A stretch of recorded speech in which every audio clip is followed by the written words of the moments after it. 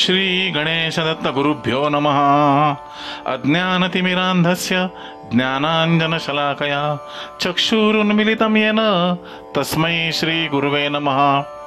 परमपूज्य सद्गुरू श्री रामकृष्ण क्षीरसागर स्वामींना वंदन करून संघटित सत्संग मंडळांच्या या गुरुकार्यातील मोहिमेमधल्या 1639व्या भागाचा मी पठण करीत आहे। आज अश्विन कृष्ण तृतीया आणि चतुर्थी, रविवार दिनांक 20 ऑक्टोबर 2024। उपदेशामृत संग्रह भाग 7 या ग्रंथातील भगवान श्री दत्तात्रेय सत्संग मंडळ मुंबई दिनांक 6/2/1993 बैठक क्रमांक 157। परमपूज्य सद्गुरू श्री रामकृष्ण क्षीरसागर स्वामींच्या श्री क्षेत्र गाणगापूर आनंद यात्रेच्या वेळी भक्तांशी केलेल्या हितगुजाचा भाग 12वा ह्याचं मी पठण करीत आहे। या भागाच्या पुढील भागात परमपूज्य सद्गुरू आपल्या प्रासादिक वाणीतून पुढे म्हणतात, तुम्ही सर्व भक्तही इथे त्याच्या इच्छेनेच आलेले आहात, स्वतः कोणी येत नाही। हे अनंत काळ चालू आहे। तीच माणसं परत येत असतात, समाधिस्थ होत असतात व पुढील राहिलेले कार्य पुढल्या जन्मात करीत असतात। नवीन माणसं यात तयार होऊ शकत नाहीत। असे असले तरी आमचाच द्वेष करणारेच समाजात खूप असतात। काही माणसं कार्यात आडकाठी घालीत असतात। परमेश्वराच्या हातून मरण आले की त्या व्यक्तीचा उद्धारच होत असतो। रामायणात लक्ष्मणाने खूप मोठमोठ्या योद्ध्यांना मारले होते। रावणाला मारणे हे लक्ष्मणाला काही अवघड नव्हते, परंतु रावणाचे अज्ञान घालवून त्याचा उद्धार करण्यासाठी श्री रामाने स्वतः हाती शस्त्र घेतले। अखेरीस रावणाचा श्रीरामाकडून शेवट झाला। तेव्हापासून रामबाणाचे महत्त्व आपल्याकडे वाढले आहे। कंसाच्याही बाबतीत तेच घडले। श्रीकृष्णाकडून मरण आल्याने त्याचा उद्धारच झाला। नावाचा महिमा जिवंत आहे। दैत्य मरताना दैत्य म्हणतात। इतर जण मरताना रामाचे नाव घेतात। ईश्वराची गोडी त्याच्या चिंतनाने स्मरणाने लागते, म्हणून पूर्वीच्या काळात भगवंताचीच नावे मुलांना ठेवत।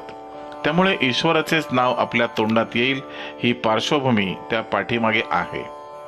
हल्ली अज्ञानाने ईश्वराची नावे ठेवण्याचे कमी होत आहे। त्याऐवजी सिनेमातल्या नटांची नावं ठेवतात व शेवटी कुमार जोडतात। 70 वय असले तरी हल्ली तो कुमारच असतो। हे सर्व ज्ञान इंद्रियांनी स्वीकारायला पाहिजे, तसे ते स्वीकारणे कठीण असते। तुम्हीही तेवढे एकरूप होऊन प्रगती स्वतःची करून घेण्याचा प्रयत्न करा। स्वामी गोंदवलेकरांच्या चरणावर जेव्हा त्यांचे भक्त डोके ठेवीत असत, तेव्हा त्यांच्या पायाच्या बोटातून श्रीराम श्रीराम असे भगवंताचे नाव ऐकू येत असे। एवढे एकरूप होणं आवश्यक आहे। अशी अवस्था मनुष्यास आली की त्यांची कर्मे सुटू लागतात। ती अवस्था येणं फारच कठीण असतं। हे सर्व त्या शक्तीतून होत असतं। मानवाला सुखाचे ज्ञान असते, परंतु हे ईश्वराला ओळखण्याचे ज्ञान आहे। तुम्ही ते ओळखा, तसा प्रयत्न करीत राहा, म्हणजे निदान पुढील जन्म तरी नरदेहाचा मिळेल। फक्त नरदेहातच ईश्वराचे स्मरण राहते, इतर योनीत ते राहत नाही। या जन्मातली संकटे आपणच निर्माण करीत असतो। आपण आपले व्याप करून ठेवतो व पुढे त्याचा विसर पडल्याने त्यातूनच संकटाची उत्पत्ती होत असते। देवाचा कोप कधी होत नसतो।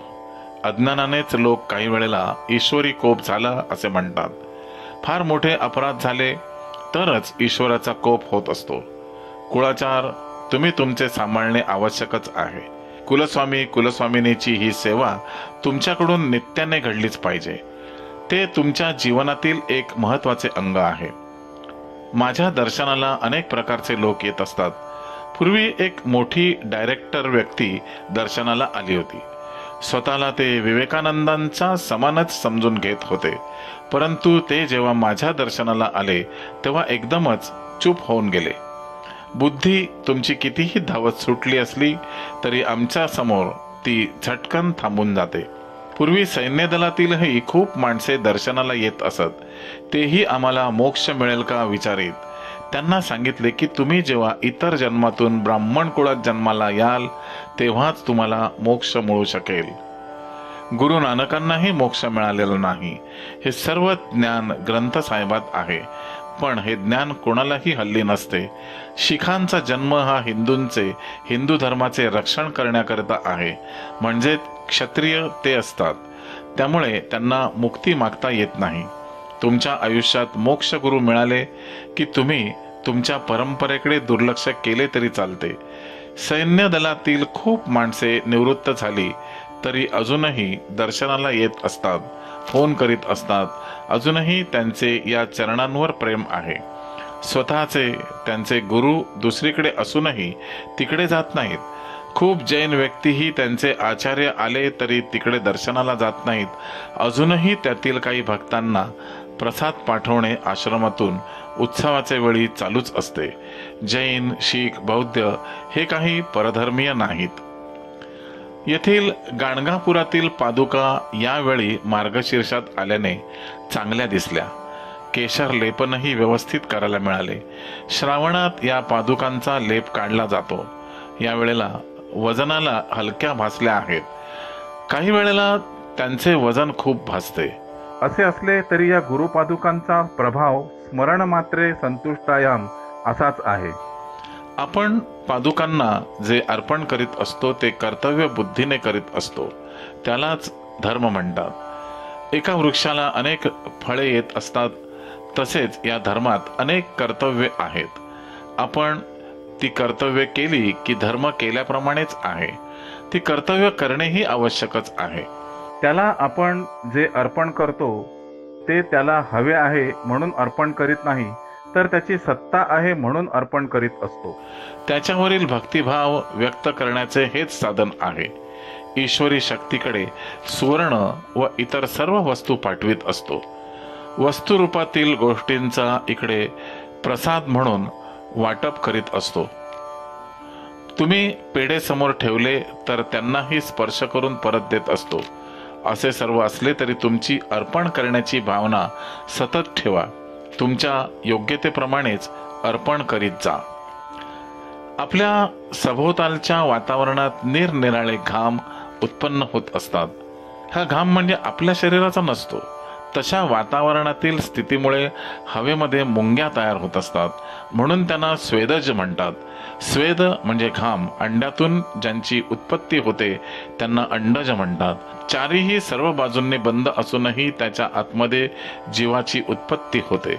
हे सर्व त्या शक्तीमुळेच प्रथमपासून घडत आलेले आहे. उद्भिज जमिनीतून वर येणाऱ्या झाडांना वृक्षांना म्हणतात. मनुष्य हल्ली डोके वापरून एका झाडाची फांदी दुसऱ्या झाडाला लावून नवीन झाड तयार करीत असतो. सृष्टीच्या निर्मितीचा चौथा प्रकार मनुष्य आहे. जीवो जीवस्य जीवनम. काही जीवांचे जीवन हे दुसऱ्या जीवावरच अवलंबून असते. श्री गुरुदेव दत्त. गुरुबंधू आणि भगिनींनो, आजचे हे पठण परमपूज्य सद्गुरूंच्या चरणी सादर अर्पण. या पुढील हितगुजाच्या भागासाठी पुन्हा भेटूया उद्या सकाळी 6 वाजता. श्री गुरुदेव दत्त.